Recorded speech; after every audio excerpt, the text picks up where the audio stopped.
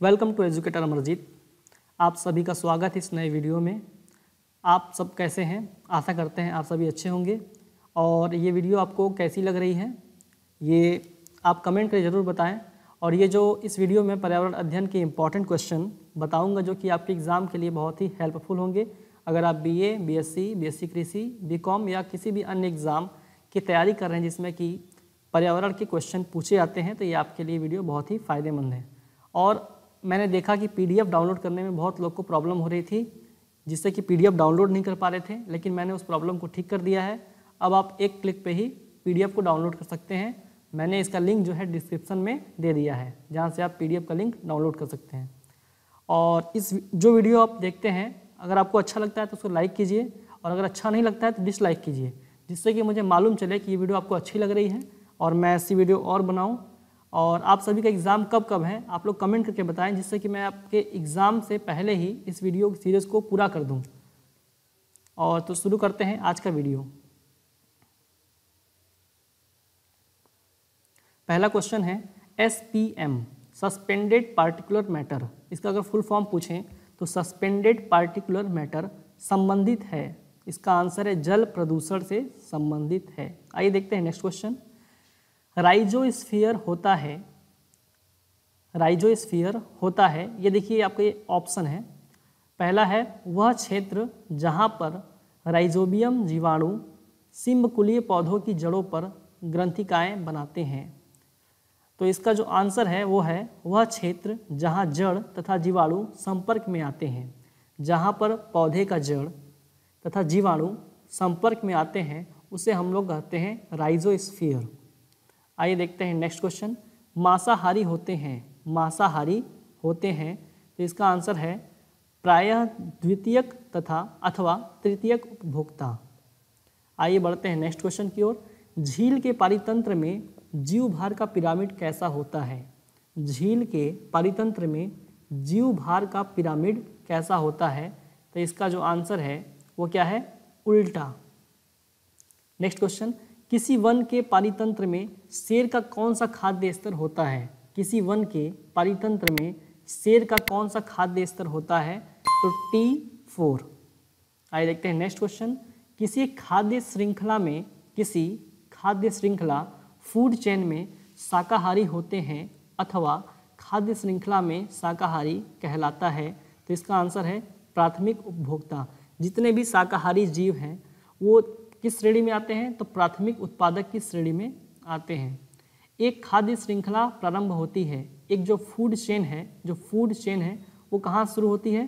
तो प्रकाश संश्लेषण से। खाद्य स्तर बनते हैं खाद्य श्रृंखलाओं से जुड़े जीवों द्वारा। तो इसका आंसर क्या है? खाद्य श्रृंखलाओं से जुड़े जीवों के द्वारा। वायुमंडल में संतुलन स्थापित होता है। तो इसका आंसर है उत्पादकों, उपभोक्ताओं और अपघटकों द्वारा।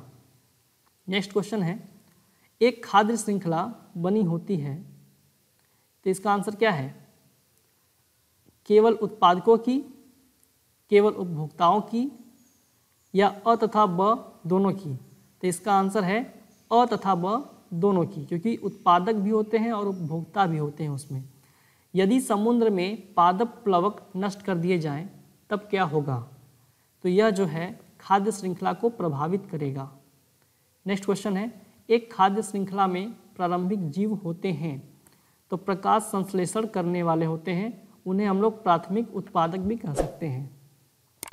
किसी वन पारितंत्र में हरे पादप क्या कहलाते हैं? तो मैंने बताया अभी कि जितने भी हरे हैं पेड़ पौधे उन्हें क्या बोलेंगे हम लोग? उत्पादक, जो स्वयं से भोजन का उत्पादन करते हैं। Next question.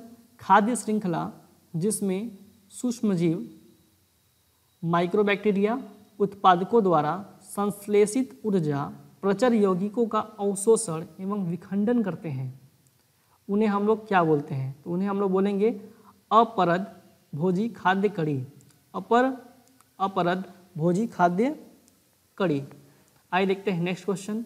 शाकाहारी निम्नलिखित में से ऊर्जा की कौन सी उस मात्रा का उपयोग करते हैं जो उनके द्वारा अंतर्ग्रहित भोजन से प्राप्त होती है? मतलब कितनी मात्रा जो है उपयोग करते हैं तो इसका आंसर हो गया 10%। किसी तालाब के पारितंत्र में खाद्य कड़ी प्रारंभ होती है। अगर हम तालाब की बात करें तो तालाब के पारितंत्र में खाद्य कड़ी प्रारंभ होती है, तो इसका आंसर है पादप प्लवक से।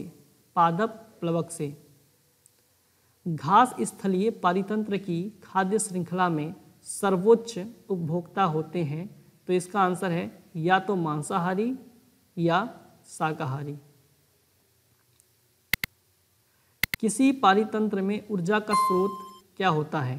तो आप सभी लोग जानते हैं सूर्य का प्रकाश। कोई मानव पारिस्थितिक तंत्र का हिस्सा कब बनता है? तो सदैव। खाद्य कड़ी में निम्नलिखित में से कौन सा क्रम सही है? तो इसका जो क्रम है घास, शस्क, भेड़िया और शेर, ये क्रम जो है ये सही है। व्हेल होती हैं। व्हेल क्या होती है? मांसाहारी, और मांसाहारी किस में आते हैं? द्वितीयक उपभोक्ता। वृक्ष के पारितंत्र में संख्या का पिरामिड होता है, तो इसका आंसर है उल्टा होता है। निम्नलिखित में से कार्बन चक्र का कौन सा न्याय संगत चक्र है? तो इसका आंसर है प्रकाश संश्लेषण उपभोक्ता अपघटन करता। बाहर से किसी जीव में प्रवेश करने वाली ऊर्जा की प्रभावी उपयोग 100% होता है, तो इसका आंसर है किसी पौधे में नहीं। यदि प्रयोगशाला में सीमित एक पारितंत्र में मात्रात्मक अनुमापन किए जाते हैं, चक्री के बदले एक मार्गी पथ कैसा होगा? तो मुक्त ऊर्जा का। यूट्रोफिक झीलों का अभिप्राय क्या है? मतलब यूट्रोफिक झीलों से क्या अर्थ है? तो इसका आंसर है पोस्को की प्रचुरता वाली झील। यूट्रोफिक झील कहेंगे उसे, जहाँ पे पोस्को की प्रचुरता हो, मतलब पोषकों की मात्रा बहुत ज़्यादा हो। एक खाद्य कड़ी फूड चेन के घटकों को इस प्रकार उत्पादक, शाकाहारी, मांसाहारी, सर्वोच्च मांसाहारी मानिए तो किस स्तर में सर्वाधिक ऊर्जा होगी? तो इसका आंसर है प्राथमिक उत्पादकों में। जीव भू रासायनिक चक्रण का अभिप्राय क्या है? मतलब कि जीव भू रासायनिक चक्रण से क्या मतलब है? तो इसका आंसर है किसी पारितंत्र में पोषकों का चक्रण। जब किसी क्षेत्र की वनस्पति जलवायवीय शिखर तक पहुंच जाती है, तो यह होती है। जब किसी क्षेत्र की वनस्पति जलवायवीय शिखर तक पहुंच जाती है, तो यह होती है समोदभिद। क्या होती है? समोदभिद।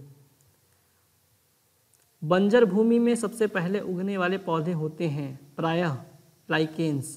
क्या होते हैं? लाइकेन्स। निम्नलिखित में से कौन सा जीवोम है? तो इसका आंसर है पर्णपाती वन। निम्नलिखित में से एक वनस्पति का पायनियर होता है, इसका आंसर है लाइकेन्स। बालू वाले क्षेत्रों में भाग लेने वाला पादप अनुक्रमण कहलाता है सेमोसियर। अगर वीडियो आपको अच्छी लगती है तो वीडियो को लाइक कर दें, अगर आपने लाइक नहीं किया है तो आगे बढ़ते हैं।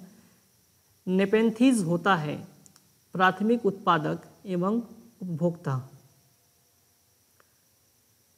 जल में उच्च कोलीफॉर्म गणना का पाया जाना इसका द्योतक है, इसका आंसर है तैलीय प्रदूषण।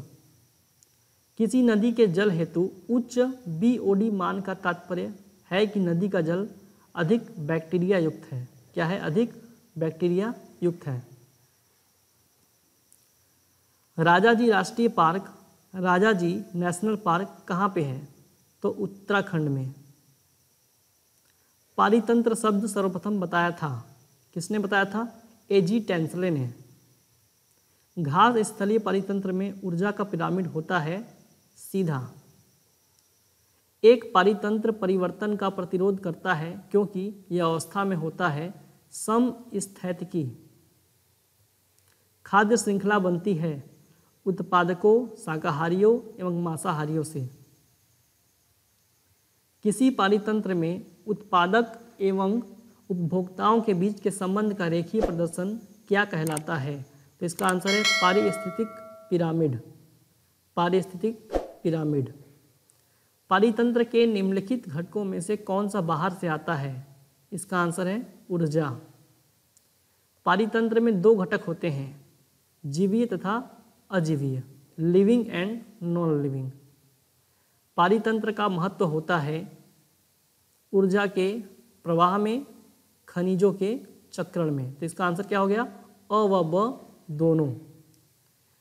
पारिस्थितिक खाद्य श्रृंखला के संदर्भ में मानव होता है, क्या होता है मानव, उपभोक्ता।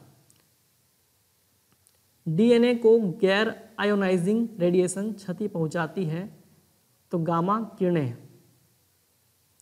थोड़ा सा और है, पूरा वीडियो आप देख के जाएं, आधे वीडियो देख के ना जाएं, जिससे कि आपको क्वेश्चन जो है एग्जाम में हल करने के लिए मदद करे। देखिए, चींटी के काटने के फलस्वरूप जो ज्वलनशील रसायन व्यक्ति के शरीर में प्रवेशित होता है वह क्या होता है, तो वह क्या होता है, फार्मिक एसिड।